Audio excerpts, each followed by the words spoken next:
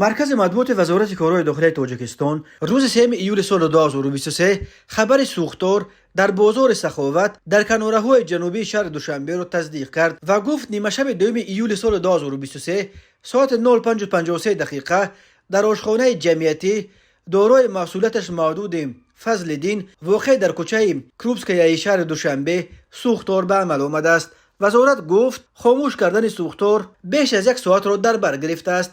هنگام به جای حادثه حاضر شدن آتش نشانان معاین گردید که سوختار داخل و بالاپوش آشخانه را در مساحت 150 متر مربع فرا گرفته خوف پنشوی آن به دیگر بناهای همشفت به میان آمده است. ضمن سفربر نمودن قوه و واسطه ها سوختار در ساعت 07:05 دقیقه به پررگی خاموش کرده شده زیاده از 12 میلیون سامانی مال و ملک صاحب ملکان از کام آتش نجات داده شد. وزارت کارهای داخلی گفت سبب و حجم ضرر حادثه سوختار از جانب گروه کاری معاین کرده می شود.